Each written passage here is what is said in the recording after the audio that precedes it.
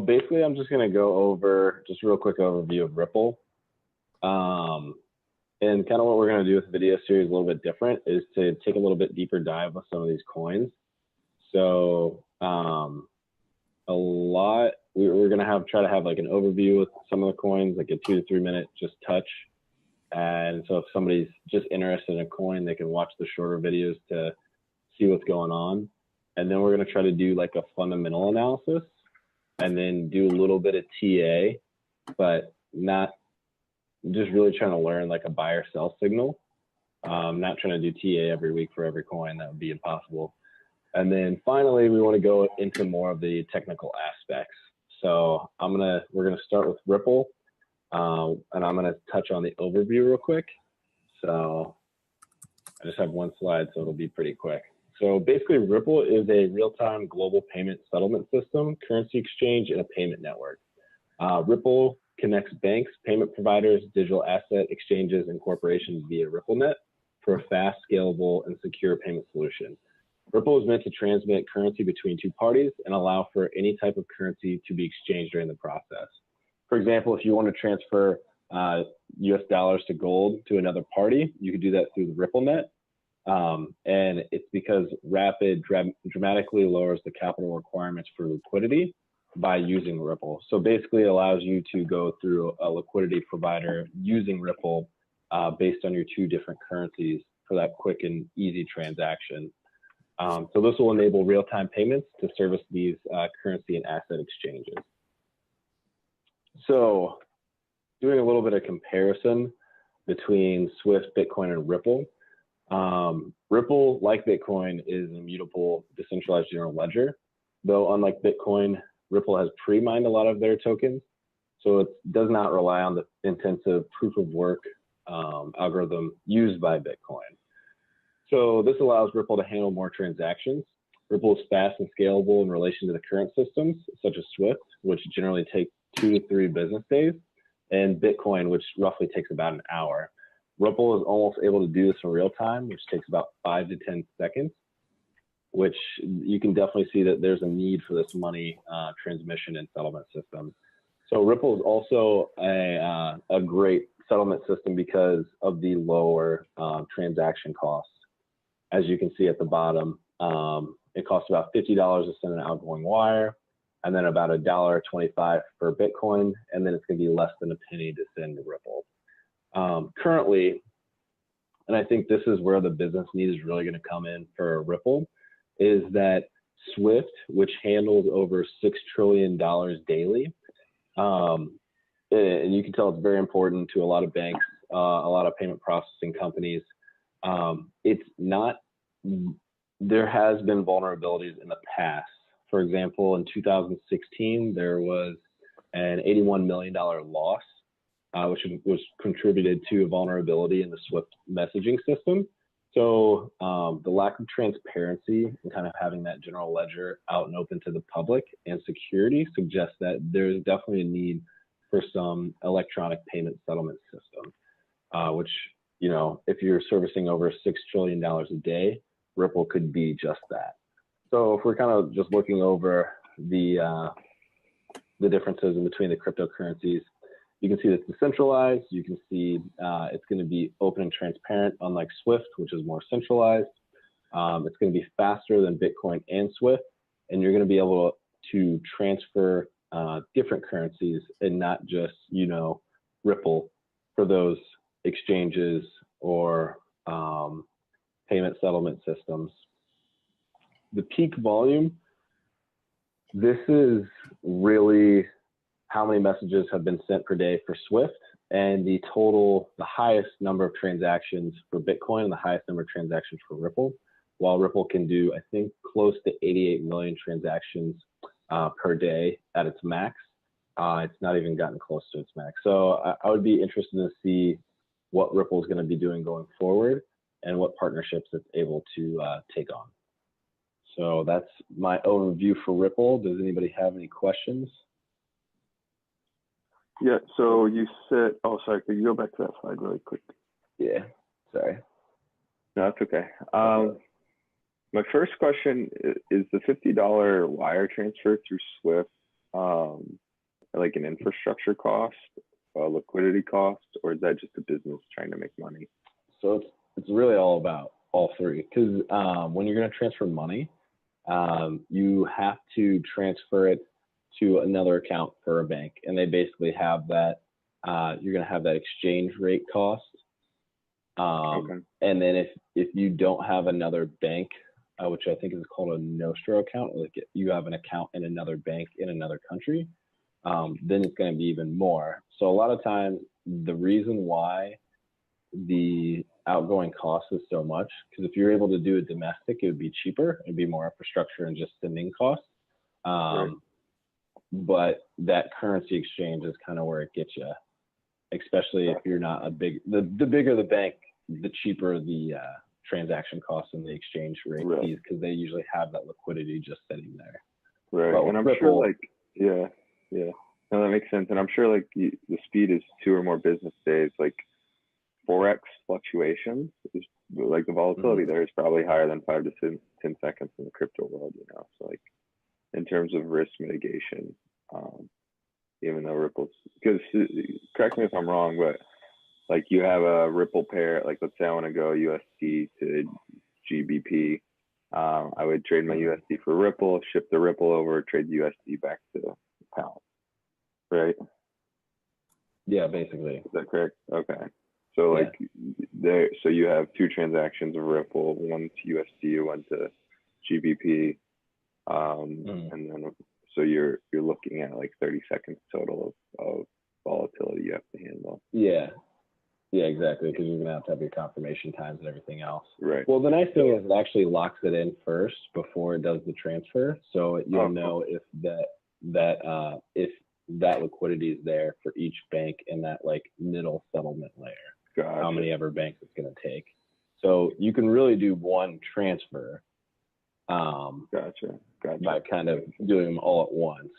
Right. I don't know exactly the technical capabilities if it does do that all at once, or if there's like seconds in the delay. Right. No, that makes sense. So is the end goal to replace fiat or to supplement fiat? It's like to help out, you know. I think with Ripple it's going to be more of like supplementing fiat. So if you're going to have like that $100, if you want to wire $1,000 to somewhere else, you're going to have those cheaper transaction costs. It's going to be more secure. It's going to be very transparent on what's going on. Because even like a lot of wire transfers, just from my experience, you know, investigating those, like banks aren't always transparent about like whose account you sent it to. Right. Or like what information you're always getting. So a lot of times it's hard to see if that person meant to do that. Where with Ripple, everything's going to be there. You're going to have that initial KYC and that information pre-checked before you actually send it. So I think that's where it's going to be even better on compliance, and it's going to really supplement like sending money across borders. I don't see it really taking over currency as a means of exchange. I see it more as if you're sending money in some sort of way, because the transaction costs are so minimal that no one would really notice. Gotcha. Perfect. Thanks. Yeah. I got a couple of things that I was curious about when I was going through the white paper. So maybe I'm just thinking about this incorrectly, so I'd love to get your thoughts on this. But does anybody feel like Ripple has a slight conflict of interest where they're saying that, I mean, basically they're supposed to be, like they're saying they're the first global real-time gross settlement system. But at the same time, they're releasing this token to be traded, tradable and everything. So to me, that looks like a little bit of a conflict of interest where like people are investing in it, but their whole value proposition is that they're doing real-time settlements for banks. So I'm just confused. I would agree with that. Is that, it doesn't really make sense. Am I thinking about that incorrectly? Or I just feel like there's a little, it seems a little weird to me why this is a tradable token if the whole point is to be able to, as you said, liquid. Liquid. Not have a supply and demand. I don't understand that.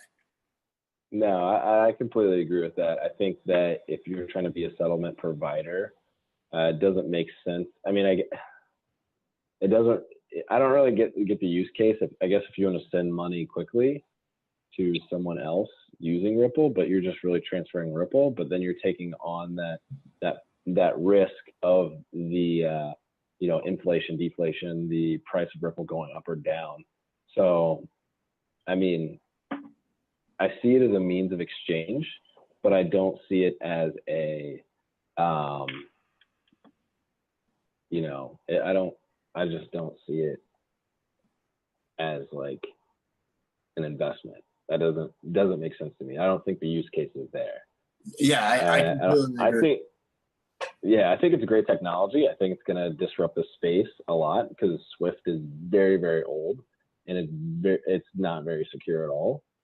And it's not transparent at all, and it takes forever. Because the other issue is too, if you have a 3-day holiday and you have an opposite holiday for two different banks. So like say the US had a holiday on Friday, and banks aren't open on Friday, and the wire was sent on Friday or on Thursday, and then let's say the person, like the opposite bank, the European bank, is on their holidays on Monday. There used to be a problem where anybody, if you were able to get into a retail account, you could send money and nobody would check it. So that wire transfer would have already occurred, and there's no like pre-initial KYC, there's no verification across the banks. So it doesn't really come in until later. And when that happens, then that money gets sent and now you lost it. So that $81 million or how many ever millions of dollars that you sent, it's gone. Like it's not coming back. Where if you're doing a pre-initial check, you're holding the funds, make sure both funds are there, and you're verifying across all parties, then that makes more sense and you're going to do it in a quicker time. So I don't know. It doesn't make sense as an investment. I think it's going to disrupt the space as a technology. But I think this is where a use case of blockchain is great. But I don't think that it's a use case of like investment by Ripple, Mm-hmm. It's because it doesn't make sense to me at all. Okay, awesome. And then the other thing that I was curious, do you know who stores the transaction data? Do the banks store their transaction data? Or, because when I was reading the white paper, it kind of sounded like Ripple stored the transaction data.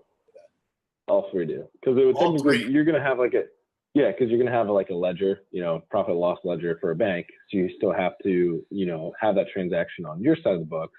Ripple has like a general ledger for Ripple. And then on the other side, the end bank is also going to have, their like profit and loss statement, or like they're going to have that transaction, whatever that's going to be. So they're going to have to change their books. So on the end, all three of them have to track it, but Ripple allows you to be transparent and have that like centralized, ledger. So that's another red flag for me if Ripple's storing all of this data, because isn't that a single point of failure? If someone hacks into that? It's not like, no, it's not exactly like it's not a centralized part. It's like decentralized. Right. So it's like Bitcoin if you're going to, so it's like Bitcoin if you're storing across nodes. It's not like Ripple has a database. Does that make sense? I agree with, I see what you're saying, but I'm saying if someone could go in and look at the transaction data and see like what transfers people are doing, and wasn't the point of this to also have a little bit of privacy? Well, yeah, it's going to be encrypted. It's just so like when you're seeing, anybody could hop on and download the ledger and see the transactions. But in terms of knowing like who's sending what to who, it's if you can associate that pseudonymous address with somebody's real life address, then you know who's sending to who. Okay. So it's gonna be like 0x1268ZW sent $1,000 to somebody with a different hash. Yeah. Oh right. So okay. It's still a public ledger. Like I could spin up a Ripple node right now. To actually contribute to the consensus, I have to be on somebody's, they call them UNLs, unique node list. and I don't think any bank's going to put my MacBook on their UNL, but I could still like, I could still give my opinion on what the consensus should be, but until I'm on somebody's UNL, I'm not really part of the network. But I can still have the ledger. Yeah. Okay, got it. That makes a lot more sense. All right, cool. Does anybody else have any questions? One just quick thing is the what's the bottleneck on the Swift transaction? On the Swift transactions? Yeah, like you saying these holidays interfere. Like, is there like how involved is the human element? So let me just throw up a quick picture.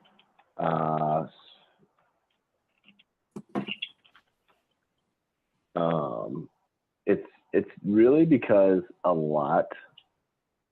there's a lot of money being sent and a lot of transactions. Yeah. So it's basically going from the sending bank to the central like counterparty, because you have to have that verification, and that's what Ripple provides, like all the way across. So again, like it's going to go to liquidity provider, and then you're going to the receiving correspondent. So that way you're able to exchange, your dollars for whatever currency that you're looking for. And then you go to another central counterparty, and then finally the receiving bank. So if you're thinking about this, they're not always going to be quick and automatic. It's like, think about like a corporation, how slow their data moves and how slow that information moves, because all these banks don't want to take on that liability of sending like the wrong wire or sending the wrong information. They got to verify that all the way through. So, right.